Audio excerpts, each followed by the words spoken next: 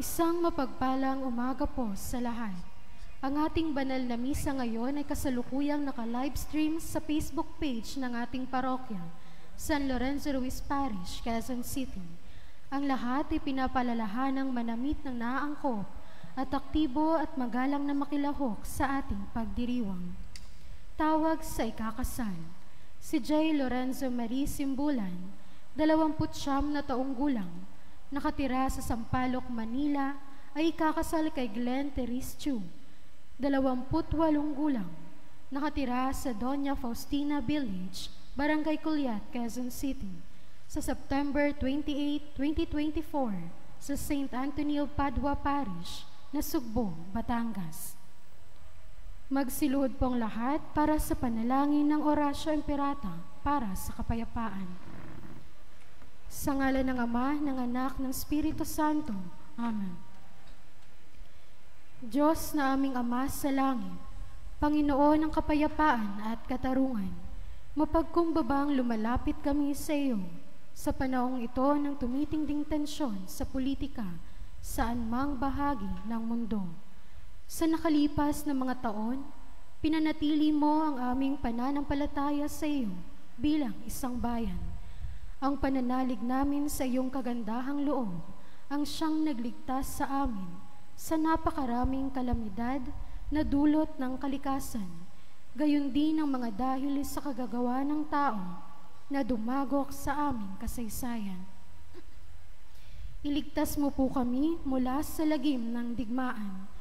Dinggin mo ang aming pagsusumamo. Kahabagan mo po kami, Panginoon.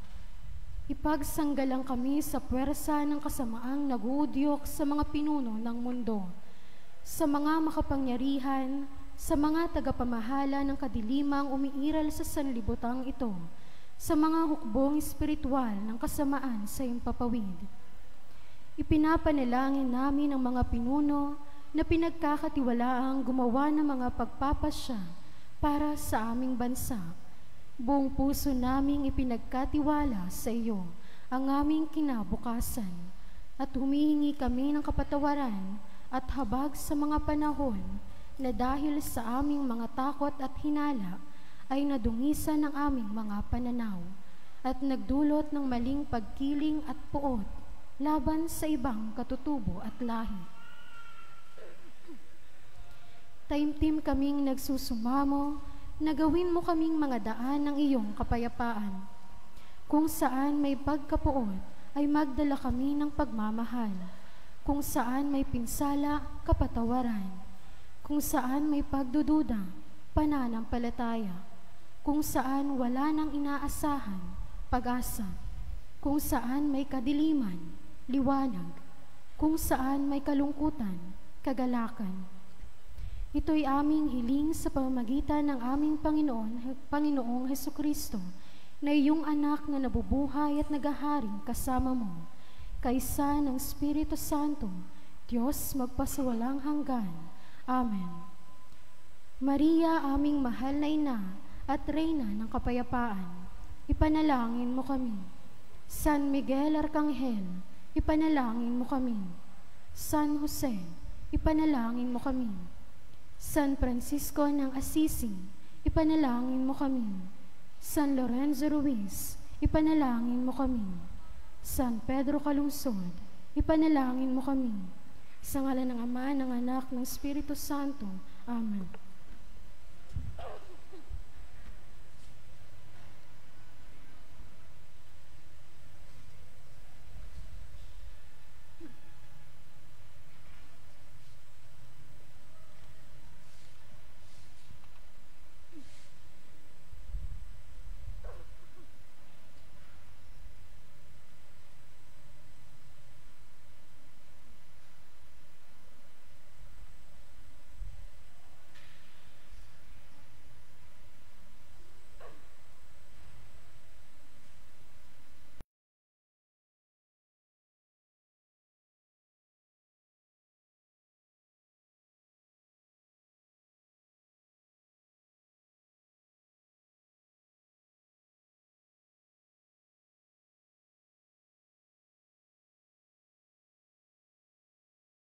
Ngayon ay 23 linggo sa karaniwang panahon. At ang tema ng ating pagdiriwang ay ibukas ang bibig at ibigkas ang luwalhati ng Diyos. Isang malaking kapansanan ng pagiging bingi o pipi, ngunit masahol pa sa pisikal ng pagkabingi at pagkapipi ay ang mga anyong espiritual ng ganitong mga kapansanan. Ang kawalan ng kakayahan o kagustuhang makinig sa salita ng Diyos at tumugon dito, ang pagtangging makinig sa mga daing ng ating kapwa at tumugon dito ng may habag at pagmamahal.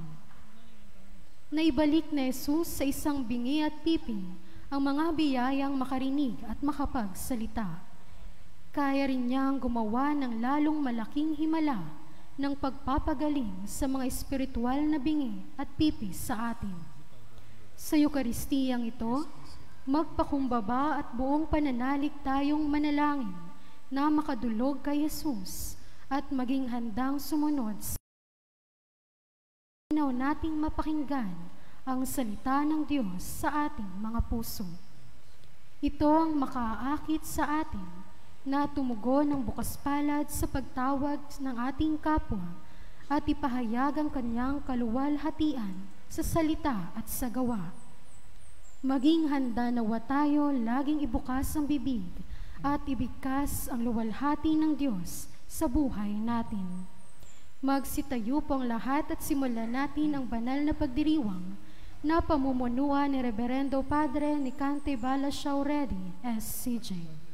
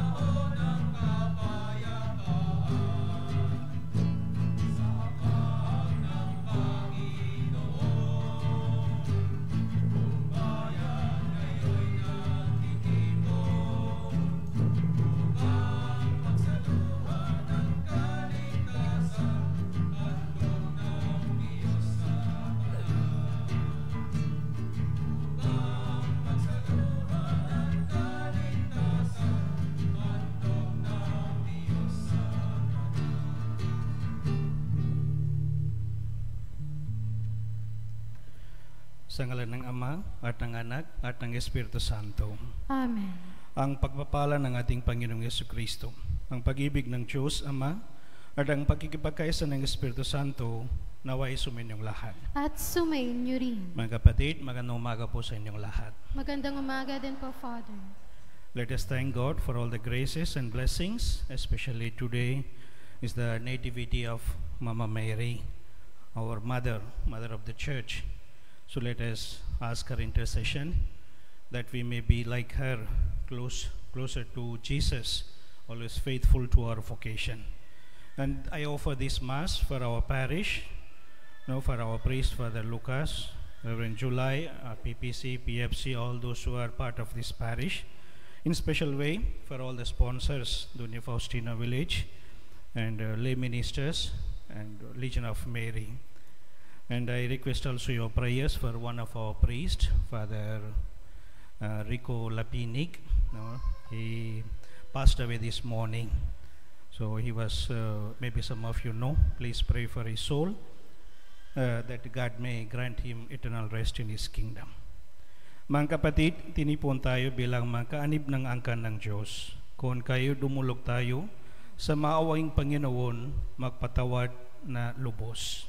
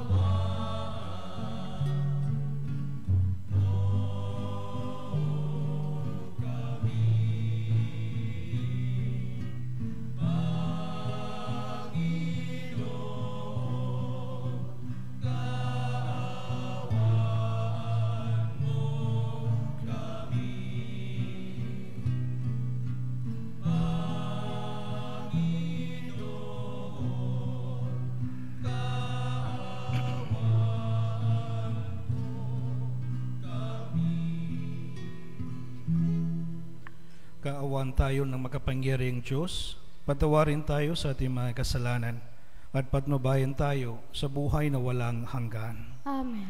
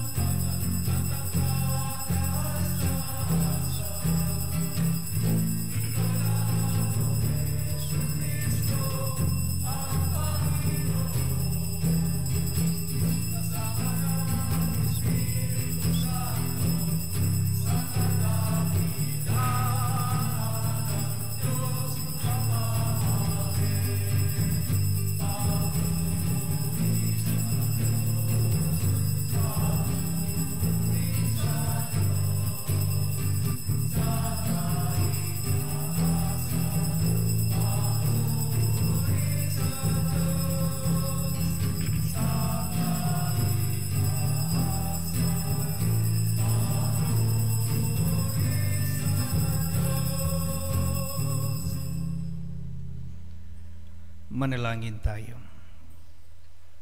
Ama naming makapangyarihan, kami mga tinubos mo at kinupkop, ay tunghayan mo ngayon sa iyong kagandang loob upang sa pagsampalataya sa anak mong si Kristo, makamtam ang kalayaan at pamana sa piling mo. Sa pamamagitan niya, kasama ng Espiritu Santo, magpasawalang hanggan. Amen. Dulot ni Isaías sa mga ipinatapon sa Babylonia ang isang makahulugang paglalarawan ng mapagligtas na pamamagitan ng Panginoon alang-alang sa kanyang bayan. Napawi ang lahat ng tanda ng pagdurusa at pang-aapi, salamat sa mapagligtas na pagmamahal ng Diyos. Pagbasa mula sa aklat ni Propeta Isaías. Ito ang sabihin sa pinanghihinaan ng loob. Huwag kang matakot. Lakasan mo ang iyong loob. Darating na ang Panginoong Diyos at ililigtas ka sa mga kaaway. Ang mga bulag ay makakakita at makaririnig ang mga bingi. Katulad ng usa, ang pilay lulundag. Aawit sa galak ang mga pipi. Mula sa gubat ay bubukal ang tubig at ang mga batis dadaloy sa ilang. Ang umuusok na buhangin ay magiging isang lawa. Sa tigang na lupa ay babalong ang tubig. Ang salita ng Diyos. Salamat sa Diyos. Kaluluwa ko'y purihin ang Panginoong butihin. Kaluluwa ko'y iyong purihin ang Panginoong butihin. Ang maasahang lagi Panginoon, panig sa naapi ang Diyos na hukom, may pagkaing handa sa nagugutom. Kaluluwa ko ay iyong purihin ang Panginoong butihin. Pinalaya niya ang mga nabihag, isinauli paningin ng bulag. Lahat ng inaapi ay tinataas, ang mga hinirang niya'y nililingap. Kaluluwa ko ay iyong purihin ang Panginoong butihin. Isinasanggalang ang mga dayuhang sa lupain nila'y dooy tumatahan. Tumutulong siya sa balot ulila, masamang balangkas pinipigil niya. Kaluluwa ko ay iyong purihin ang Panginoong butihin. Walang hanggang hari ang Diyos na poon, nabubuhay lagi ang Diyos mo Siyon. Kaluluwa ko ay iyong purihin ang Panginoong butihin. Anumang uri ng paghamak sa may hirap ay labag sa Kristiyanong pagmamahal, pagkat sila man ay mga anak ng Diyos at mga kabahagi ng katawan ni Kristo. Dapat nating tularan ang halimbawa ng Diyos na may tanging pagtingin at pagmamahal sa may hirap.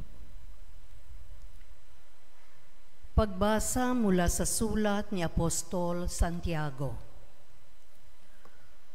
Mga kapatid, bilang sumasampalataya sa ating Panginoong Hesukristo, ang dakilang Panginoon, huwag kayong magtatangi ng tao. Halimbawa, pumasok sa inyong kapulungan ang isang lalaking nakasingsing ng ginto at nakadamit ng magara, at isa namang dukha na panay sulsi ang damit. Kung aasikasuhin ninyong mabuti yaong magara ang damit at sabihin sa kanya, dito kayo maupo, at sabihin naman sa dukha, tumayo ka na lang dyan, o kaya'y sa sahig ka na lang maupo. Nagtatangi na kayo at humahatol ng mali. Tignan ninyo, mga kapatid, kung minamahal, hinirang ng Diyos ang mga dukha sa sanlibutan upang maging mayaman sa pananampalataya at maging kasama sa kahariang ipinangako niya sa mga umiibig sa Kanya. Ang salita ng Diyos. Salamat sa Diyos.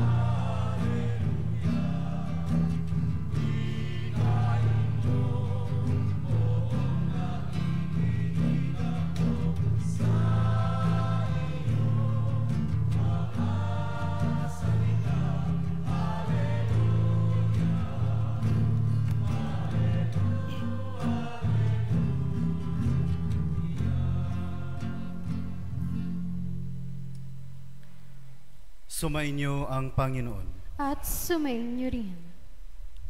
Ang mabuting balita ng Panginoon ayon kay San Marcos. Papuri sa iyo, Panginoon.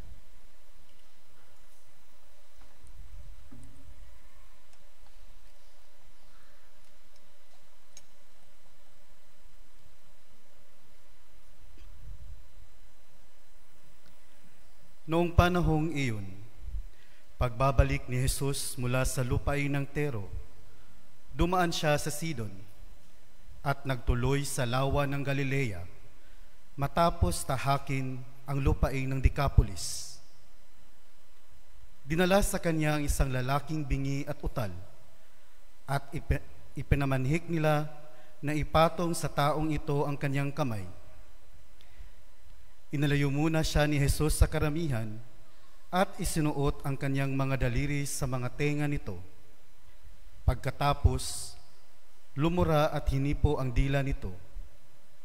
Tumingala si Jesus sa langit at nagbuntong hininga at sinabi sa tao, Ephata, ibig sabihin, mabuksan. At nakarinig na ito, nawala ang pagkautal at nakapagsalita na ng malinaw. Sinabi ni Jesus sa mga tao na huwag ibalita ito kaninuman. Ngunit kung kailan sila pinagbabawalan, ay lalo naman nilang ipinamamalita ito. Sila'y lubhang ng gilalas at ang wika. Anong buti ng lahat ng kanyang ginawa? Nakaririnig na ang bingi at nakapagsasalita ang pipi. Ang mabuting balita ng Panginoon. Pinupuri ka namin, Panginoong Hesukristo.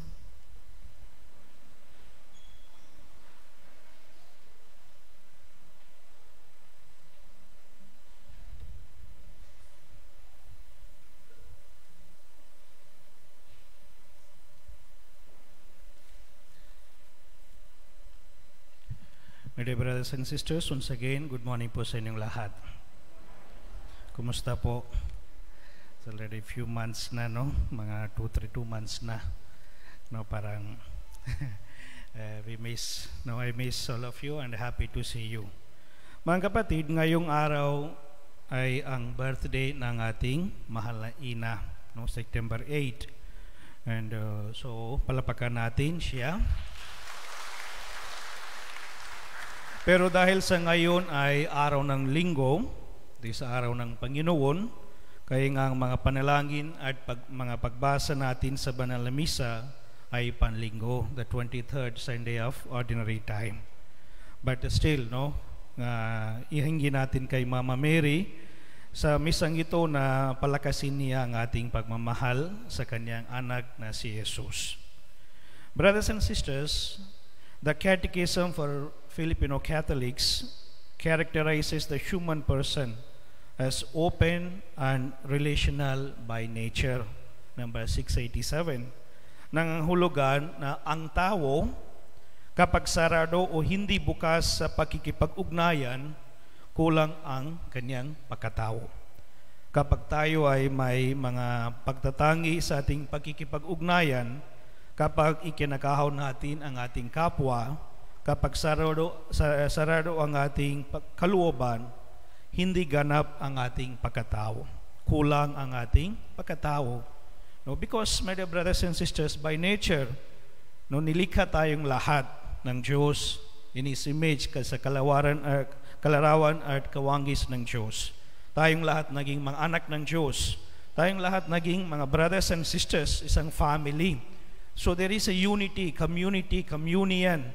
No, that is by nature, because our God, one God and 3 persons. So there is communion, there is union, it is a family, there is a bonding, there is relationship. So kaya nga mga kapatid, kung kulang ang pakikipag-ugnayan sa kapwa-tao, parang kulang ang pagkatao. There is something is lacking in us as a person. And today, my dear brothers and sisters, our readings remind us this. And one theme that we hear, especially in our gospel, ang tema ng ating ebanghelyo ay Ephata, no, mabuksan, be open. Normally, madalas sa pagpagaling ni Jesus sa mga ebanghelyo, kahit ayon kay Mateo or Lucas or Mark, nagsasalita lang siya at nangyari na. O kaya pinapatong lang niya ang kanyang kamay sa may sakit at gumagaling na. No, that is a normal miracles that we experience. Maraming beses, no, minsan sabi niya, one word and then okay na. Sometimes he just touch, then that is. Pero ngayong araw, ang gospel parang iba na. May extra action. May extra, no, what we call some works he did on the way. Sa ating ebanghelyo ngayon, itinabi muna ni Jesus ang tao, hinipo ang kanyang tenga at sinabi sa wikang Aramaico, Ephata, na ang ibig sabihin ay mabuksan, na nilagyan ng laway ang dila ng tao at saka siya gumaling. So because is deaf and mute, hindi lamang deaf. Kasi sa normally mga kapatid, naturally, biologically, kadalasan makaugnay ang pandinig at ang pagsasalita. So if we cannot hear, that means we cannot speak. No, they are connected. Ang may defekto sa pandinig ay may defekto din sa pagsalita. Kaya ang pagsasabi ni Jesus na Ephata ay nagbukas na tenga ng tao at kumalag na rin sa kanyang dila. Maayos na siyang magsalita kasi maayos na ang pandinig niya. Hinipo ni Jesus ang tenga at ang dila ng tao upang ipakita ang kahalagahan ng kanyang ginagawa. So, kailangan bukas ang tenga upang makapagsalita siya ng maayos. And then based on our readings, I think, my dear brothers and sisters, meron tayong pagkabingi at pagkapipi. No, maybe siguro magreklamo kayo, no? We are okay. No, our ears are okay. We can speak clearly, even we can sing, we can say anything. But I mean is more of spiritual.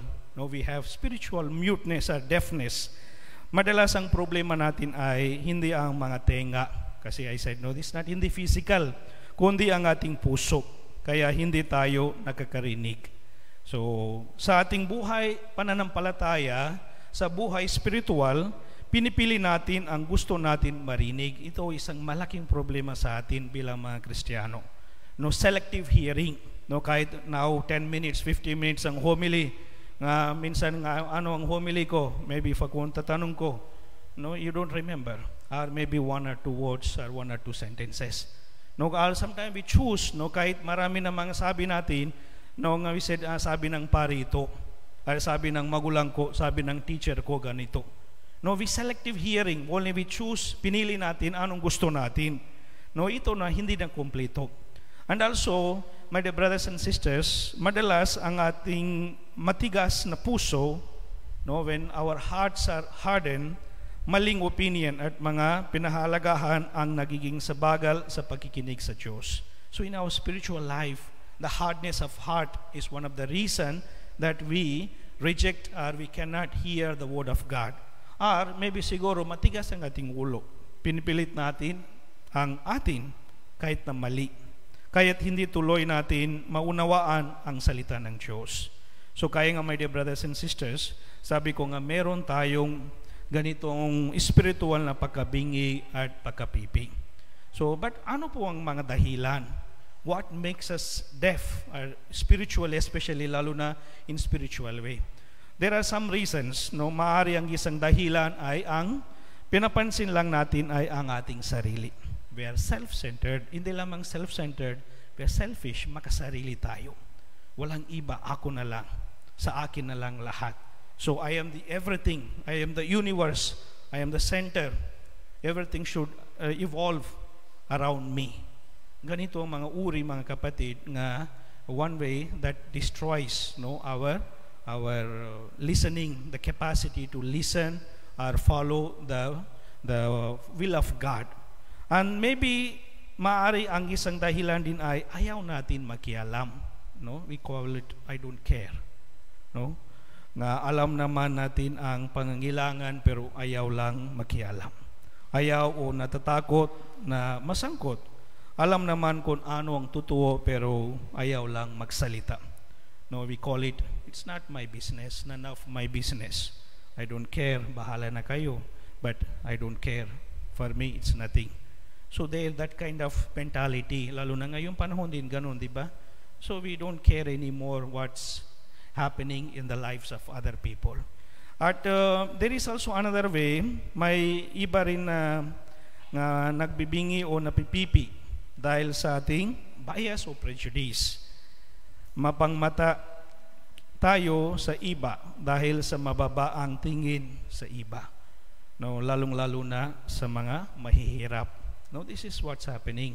And not only hindi lamang ngayong panahon, ang panahon ni Santiago sa ikalawang pagbasa, he was asking, if two people come wearing good clothes, one is na dirty clothes, whom do you respect? Whom do you welcome? So mga kapatid, ito na ang isang malaki, no? Yan yung ikinagalit ni Santiago na ating narinig sa ating ikalawang pagbasa. May favoritism tayo at mas pinapansin ang mayayaman, ang mga edukado, ang mga may pangalan. But those who are poor, those who are maybe not wearing proper dress, those who are living in sin, how do we treat them? My dear brothers and sisters, sabi niya, tayong lahat, pareho ang tayong lahat. Tayo mga anak ng Diyos, we are brothers and sisters, we are family. Why do you show discrimination? Why do you show partiality? Bakit na meron na favoritism, my dear brothers and sisters? So kaya nga itong this kind of behavior can hinder us, parang masira na, no? ang relationship, and also we cannot hear, my dear brothers and sisters. And there are many other reasons, my dear brothers and sisters. So that's why today we are challenged to reflect about our own deafness or our own muteness. Bakit na meron ako nga pagkabingi o pagkapipi? Anong dahilan? And then, my dear brothers and sisters, pero don't worry, huwag matakot. Sabi ng unang pagbasa, huwag kayong matakot, diba? Do not be afraid. The first reading is telling. Dahil, it's not the end of everything. We have chance. Because we have God who loves us unconditionally. Minamahal na tayong lahat. And then He will give us everything. He will provide everything. He will grant all the graces and blessings, my dear brothers and sisters. Kaya nga huwag kayong matakot kung meron tayong marami na mga kakulangan, kasalanan, kahinaan sa ating buhay. We don't need to be afraid. We don't need to hide from God. Come closer. Yan ang ginawa ng mga tao sa Ebanghelyo. Dinala nila ang isang tao nga may kailangan ng healing, di ba? So that is what? That means lumapit tayo sa Panginoon. Magtiwala tayo. No, magtiwala tayo sa ating Panginoon. That is important because all of us, I'm sure every one of us here is going through some kinds of some problems, some issues. Siguro physical, maybe health, relational, ang mga with our loved ones, our mga mental health, our mga emotional, our depression, anxiety, worry, fear, diba? Or maybe even spiritually, we feel dryness. We don't want to be part of our community anymore. Ayaw natin magsimba, or ayaw natin magdasal, diba? Going through this all. And then there are fears. Some people ask every day, Father, please pray for us. Pray for me. As I am going for this, I need your prayers. I am sick. I need for my family. Or many other requests, my dear brothers and sisters. Kasi ibig sabihin, tayong lahat, no? We have our own limitations. But the good news is today is that God is available. Available ang Panginoon. Ready na, handa ng Panginoon sa pagbigay anong kulang, anong kailangan natin. Ang importante is ay ang pananampalataya, ang pagtitiwala sa Panginoon. So my dear brothers and sisters, that's why it's very important to come closer to God. Because not everything can be solved by the worldly medicine, or cannot solve by the worldly pleasure, worldly possessions. Diba, kahit mayaman tayo, pero minsan nga walang pag-asa. Or maybe meron tayong maraming mga choices, or maybe resources, pero hindi natin kaya. Because sometimes they're above us, no, my dear brothers and sisters. Kanina, sinabi ko, no, isang pari namin, maybe kilala ninyo nga siyang dating Paris Priest sa Bagong Silang. Bata pa, no? Mga 46, 47 lang si Father Rico Lapinig, no? SCJ. Meron siyang sakit, pero he's fighting na. He doesn't want to give up. Kaya nga umiinom siya ng gamot, pagkain. He will try to go to recreation, join us, everything sa community namin. Pero alam namin nga malapit na ang oras niya. Last week he was in hospital few days, pero he doesn't want to. Father Nino, no? Tinanong ni Father Nino, gusto mo anointing? He said no. He said, I'm not yet ready. And then again kahapon sa madaling araw, he had problem. Then kami ni Father Nino, we brought him to the hospital. And then there again we try to convince. Then Father Nino talked to him and finally said, yes, gusto ko. And then I requested one priest, and then pumunta siya sa hospital and had confession and anointing. And then this morning, namatay siya. Peaceful. Nandoon na kaming dalawa ni Father Nino. 2:00 pumunta kami sa kanina hospital, and then namatay siya 6:20 this morning. Pero salamat sa Diyos, peaceful. Then his sisters were there, and then this. So my dear brothers and sisters, sometime healing can happen. I mean, we can experience healing hindi lamang sa mga gamot, hindi lamang sa mga worldly things. Sacrament, Eucharist, communion, confession. These are all very, very, very valuable. They can heal us. They can bring us peace. They can make us whole again, my dear brothers and sisters. Lalo na kung we are still living in sin or darkness. Let us come closer to God. Lumapit tayo sa Panginoon. Humingi tayo ng tawad. Huwag na matakot, huwag na mabalisa, huwag na mahiya. Maybe God may get angry. No, God loves if we come with repentant heart. Kaya nga, my dear brother, sometimes our problems are deeper than physical. Our problems are deeper. Kaya nga, we need to check our conscience. And then kung meron tayong mga kasalanan, mga kakulangan, lumapit tayo sa Panginoon, humingi tayo ng tawad, biyaya. And then, as often as possible, please come to Mass. Hindi lamang ngayong panahon ng isang linggo or mga panahon ng fiesta. If you have time, go every day. I know some of you come every day. Araw-araw. Because meron tayong libre man ng misa. May communion. Tanggapin natin si Jesus. And then He can change or transform our lives. And go to confession. And then also receive communion. Join the activities of the church, communion, community. These are all very valuable. They are the one can sustain us, my dear brothers and sisters. So, my dear brothers and sisters, in this Mass, let us offer all our, ialay natin ang lahat mga ating mga kahinaan, kakulangan, lahat mga impediments, defects sa ating buhay. Humingi tayo ng tawad, humingi tayo ng biyaya, humingi tayo ng healing.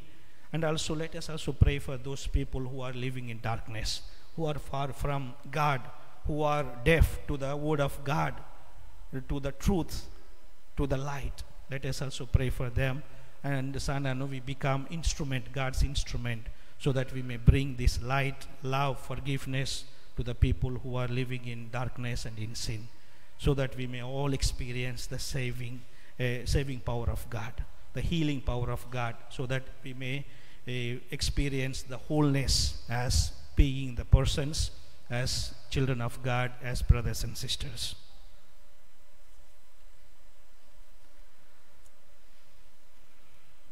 Magtayo pong lahat.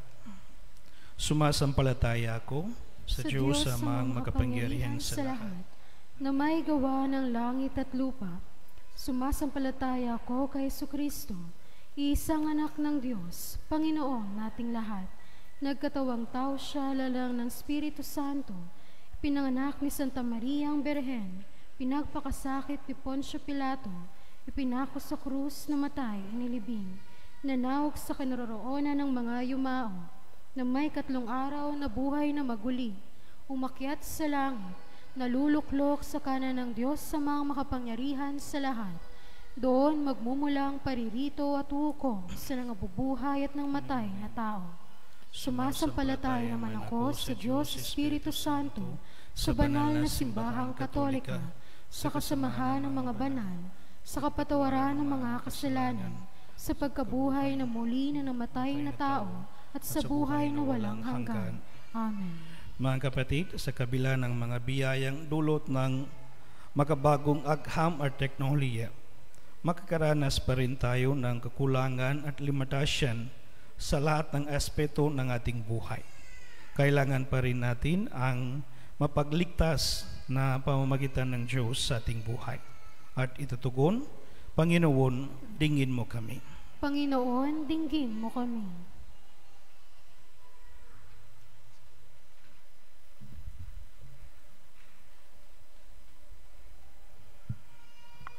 Para sa simbahang Katolika, naway magtagumpay siya sa pagtataguyod ng pangmatagalang kapayapaan at tapat na pakikipagkasundo sa mga bansa. Manalangin tayo. Panginoon, dinggin mo kami. Para sa mga pinaghihinaan ng loob at waring napapabayaan ng lahat, naway makatagpo sila ng malinaw na tanda ng pagkalinga ng Diyos. Manalangin tayo. Panginoon, dinggin mo kami. Para sa mga may kapansan ng pisikal, naway makadama sila ng pagtanggap ng pagmamahal sa kanilang mga kamag-anak at pasanin nila ang kanilang krus ng may buong pananalig. Manalangin tayo. Panginoon, dinggin mo kami. Para sa mga kabingihang espiritual at moral, naway buksan ng biyaya ng Diyos ang kanilang mga kalooban sa pagtanggap ng mensahe ng mabuting balita at tumugon sila sa mga daing ng kanilang kapwa. Manalangin tayo. Panginoon, dinggin mo kami. Para sa mga kautalang espiritual at moral, naway makatagpo sila kay Jesus ng lakas ng loob na magpahayag ng katotohanan, manindigan sa tama, at isumpa ang masama. Manalangin tayo sa Panginoon. Panginoon, dinggin mo kami.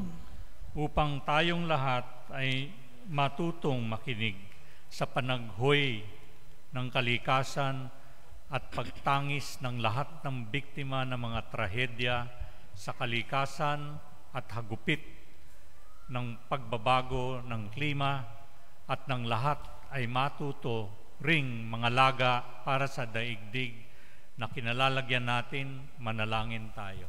Panginoon, dinggin mo kami.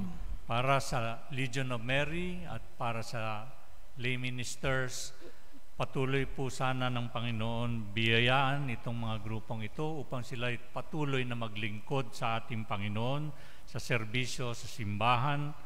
Manalangin tayo sa Panginoon. Panginoon, dinggin mo kami. Para po sa bukluran ng Doña Faustina Village, sana po ay umusbong at yumabong ang kanilang paninilbi at pag-serve dito sa ating parokya. Manalangin tayo sa Panginoon. Panginoon, dinggin mo kami. Ating pong ipanalangin ang ating mga pangsarili at mga pangkalahatang kahilingan.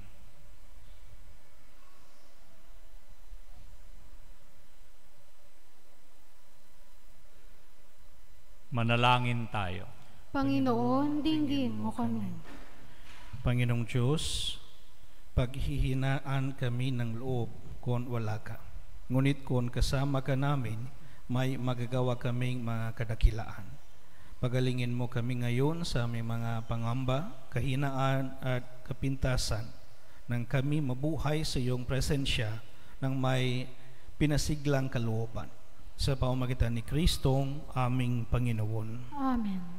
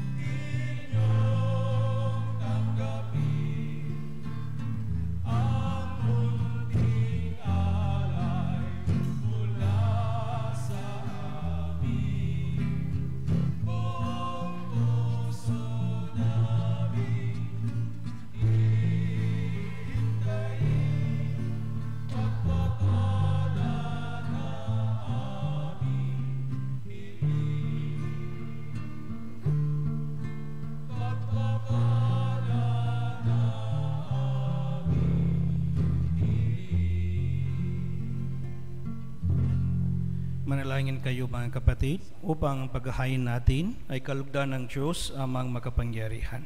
Tanggapin nawa ng Panginoon itong paghahain sa iyong mga kamay, sa kapurihan niya at karangalan sa ating kapakinabangan at sa buong sambayanan niyang banal. Ama naming lumikha, ikaw ang gumagawa ng wagas ng katapatan at kapayapaan. Ipagkaloob mong ang iyong kadakilaan ay aming handugan ng iyong minamarapat na aming maialay. At naway, makaisa kami sa pagkikinabang sa banal na paghahain ngayon ipinagdiriwang. Sa pamamagitan ni Jesucristo, kasama ng Espiritu Santo, magpasawalang hanggan. Amen. Sumainyo ang Panginoon. At sumainyo rin. Itaas sa Diyos ang inyong puso at diwa. Itinaas na namin sa Panginoon. Pasalamatan natin ang Panginoong ating Diyos. Marapat na siya ay pasalamatan. Ama naming makapangyarihan, tunay ngang marapat na ikaw ay aming pasalamatan. Ikaw ang lumika sa tanan. Ikaw ang nagtagdang magkaroon ng gabi at araw. Gayon din ng tag-init at tag-ulan. Ikaw ang humbong sa tao bilang iyong kawangis na mapagkakatiwalaan mga siwa sa daigdig. Ikaw ngayon pinaglingkuran sa pagganap sa pananagutan ng iyong pinagtitiwalaan sa pamamagitan ng anak mong mahal. Kaya kaysa ng mga anghel na nagsisiyawit ng papuri sa iyo, nang walang humpay sa kalangitan, kami nagbubunyi sa iyong kadakilaan.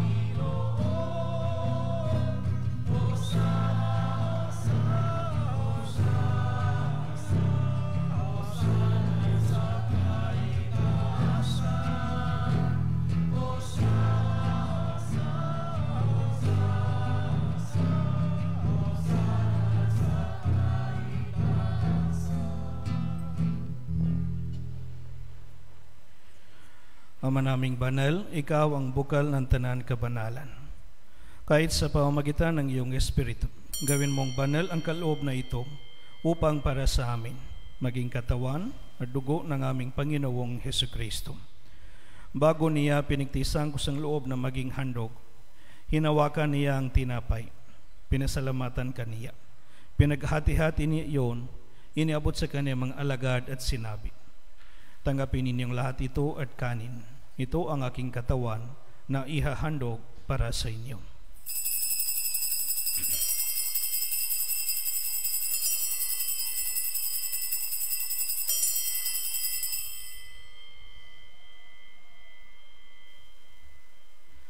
Gayon din naman noong matapos ang hapunan, hinawakan niya ang kalis. Muli kaniyang pinasalamatan. Iniabot niya ang kalis sa kanyang mga alagad at sinabi, tanggapin ninyong lahat ito at inumin. Ito ang kalis ng aking dugo, ng bago at walang hanggang tipan. Ang aking dugo na ibubuhos para sa inyo at para sa lahat, sa kapagpapatawad ng mga kasalanan. Gawin ninyo ito sa pag-alaala sa akin.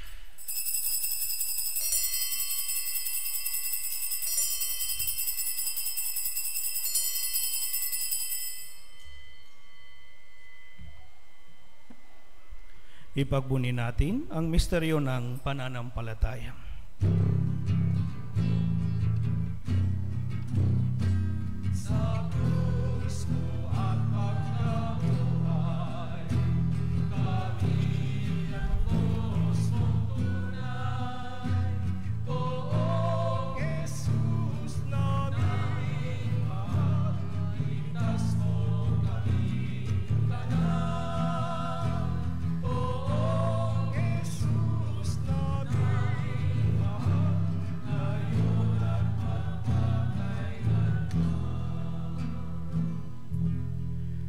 Ama, ginagawa namin ngayon ang pag-alala sa pagkamatay at muling pagkabuhay ng iyong anak.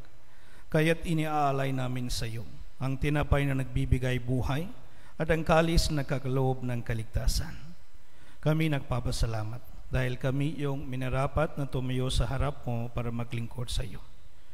Isinasamo namin kami magsasalo-salo sa katawan ng dugo ni Kristo ay mabuklod sa pagkakaisa sa pamamagitan ng Espiritu Santo.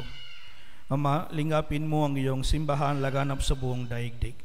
Puspusin mo kami sa pag-ibig kaysa ni Francisco na aming Papa at ni Roberto na aming Obispo at ng Tanang Kaparian.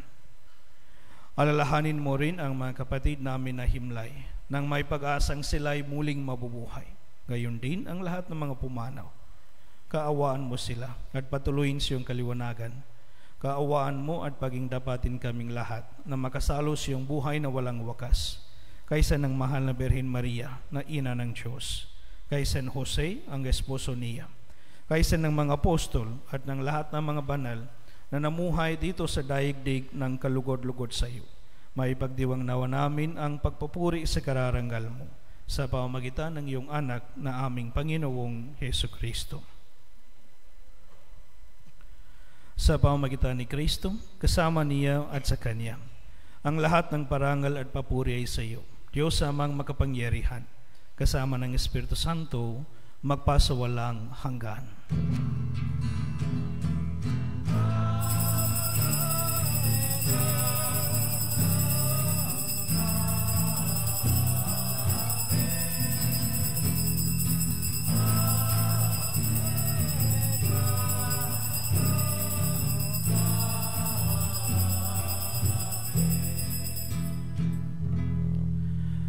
Sa tagubilin ng mga nakagagaling na utos at turo ni Jesus na Panginoong natin at Diyos, ipahayag natin ng lakas loob.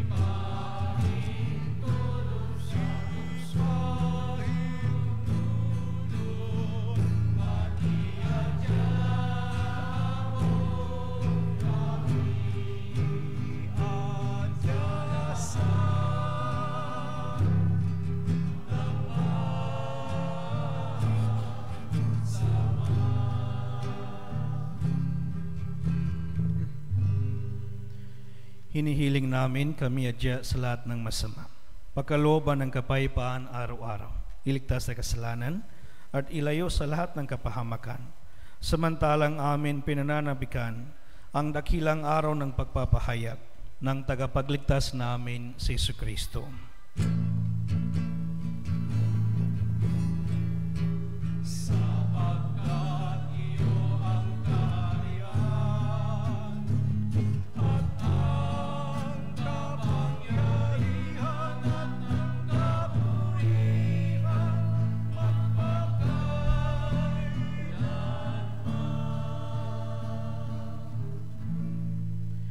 Panginoong Jesucristo, sinabi mo sa iyong mga apostol, kapayapaan ang iniwan ko sa inyo.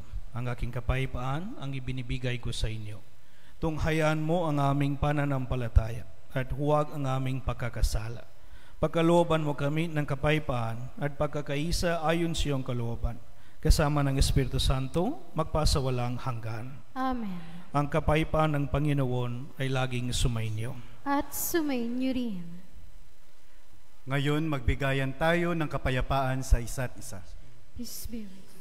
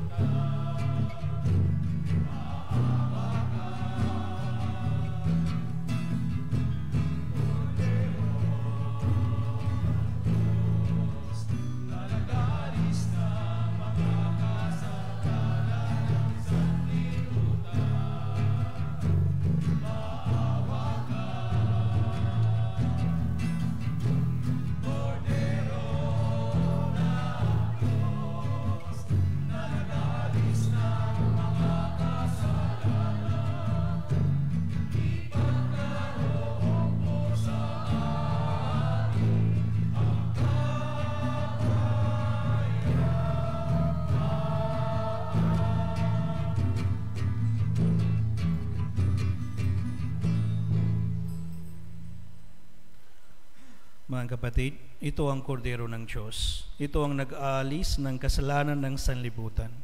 Mapaalad ang mga inanyayahan sa kanyang piging. Panginoon, hindi ako karapat-dapat na magpatuloy sa iyo, ngunit sa isang salita mo lamang ay gagaling na ako.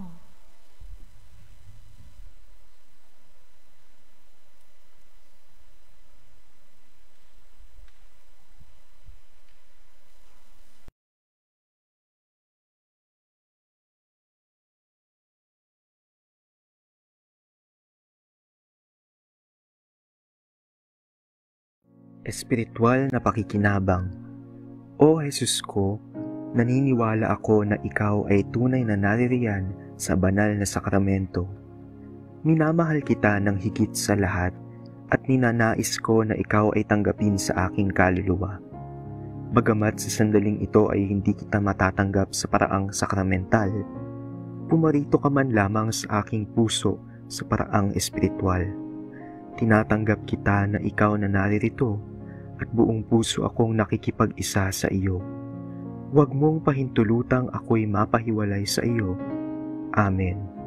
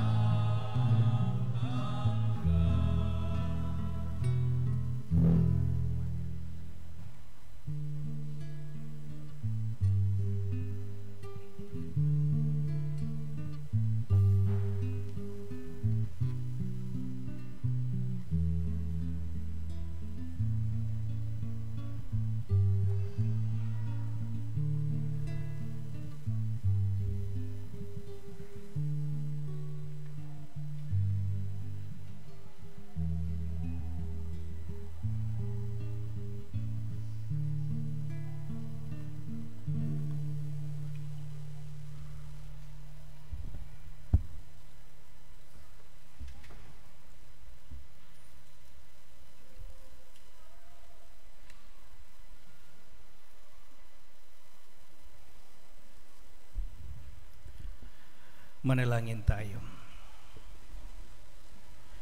Ama namin mapagmahal, kami pinagpagsalo mo sa iyong salita at piging na banal, ay iyong pinalalakas at iyong binubuhay. Paging dapatin mong kami makapakinabang sa buhay ng iyong anak, na para sa aming sarili niya ang alay, bilang aming tagapamagitan, kasama ng Espiritu Santo, magpasawalang hanggan. Amen. Magsiluhod po ang lahat para sa nobena para kay San Lorenzo. O Diyos na bukal ng lahat ng kabutihan, nagpapatira pa kami sa iyong harapan at humihiling na sana'y maging mabunga sa aming isip at kaluluwa ang nobenang ito na inaalay namin sa karangalan ng aming pintakasing si San Lorenzo Ruiz. Liwanagan mo ang aming pag-iisip upang makilala namin ang mga katotohanang itinuro mo sa pamamagitan ng iyong anak na si Jesus. Papagalabin mo rin sa pag-ibig ang aming puso upang ito ay maging laging laan sa pag-ibig sa pananampalataya, hanggang sa ito ay maitaguyod at maipagtanggol namin tulad ng ginawa ni San Lorenzo Ruiz. O mahal na Birhen, dumudulog kami sa iyo bilang ina ng aming mananakop, ina rin ng sangkatauhan at halimbawa sa kababaang loob at pagkamasunurin. Sa tulong ni San Lorenzo Ruiz, na kinasihan ng pag-ibig sa iyong pangalan, idalangin mo na kamtin rin namin ang biyayang tinatanggap ni San Lorenzo Ruiz, na mahalin ang aral at turo ng Panginoon hanggang sa huling sandali ng buhay. Amen. Panalangin para sa ikapitong araw. Ang salita ng Diyos ay naging gabay at bukal ng biyaya sa iyo, o San Lorenzo Ruiz, sapagkat tuwing nagdarasal ka ng Santo Rosario, ay pinagninilayan mo ang mga yugto ng buhay ni Jesus at Maria na inilalahad sa banal na kasulatan. Tulungan mo kami na matulad sa iyo sa pagmamahal sa mga salita ng Diyos. O banal na pintakasi ng sambayanang Kristiyano, tunghayan mo kami at idalangin na sana'y maging maibigin din kami sa aral ng Diyos, ni Jesucristo at ng kanyang mga apostol, na nagsasaad at naglalarawan sa Biblia. Sana'y hindi lamang matutuhan namin ang mga aral na ito, kundi maisasagawa rin namin sa pang-araw-araw na pamumuhay.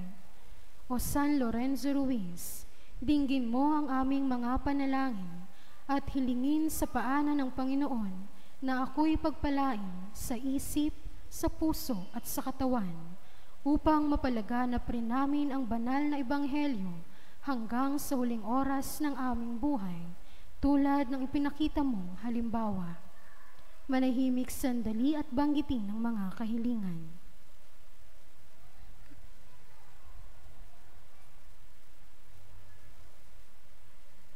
Itulot mo, o mahal kong San Lorenzo Ruiz, na maging apostol din kami ng aming pananampalataya, hindi lamang sa pangangaral, kundi rin sa pagsasabuhay ng mga salita ng Diyos, alang-alang sa mga katotohanang makalangit.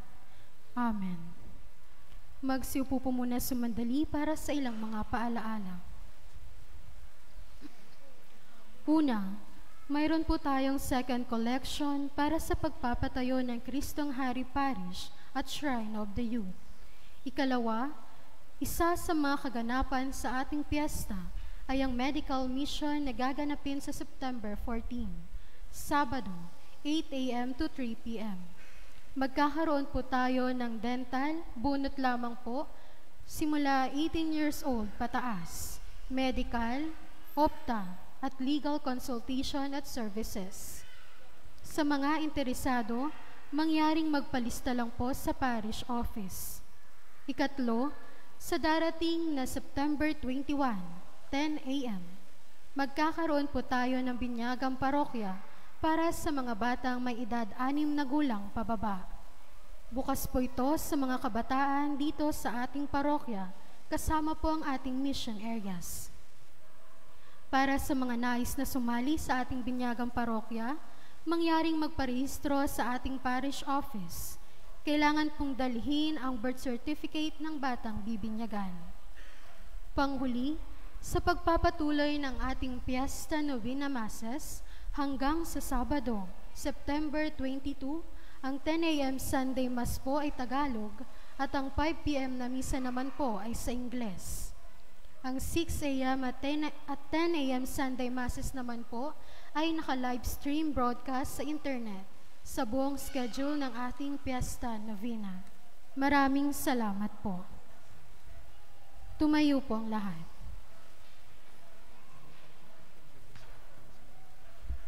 Mga kapatid, today we celebrate the birthday, the nativity of Mama Mary, ang kaarawan ng ating mahal na ina. So, awitin natin ang Salve Regina. Salve Regina.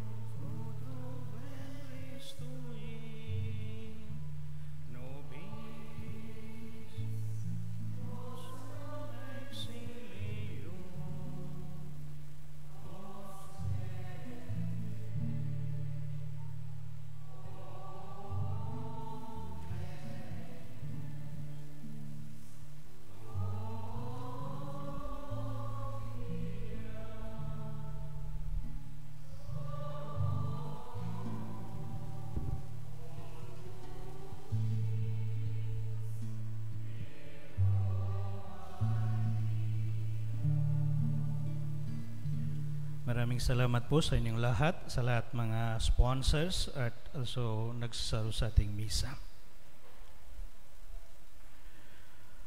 Sumainyo ang Panginoon At sumainyo rin. Magsuy ko kayo at ipanalangin ang pagpapala ng Diyos.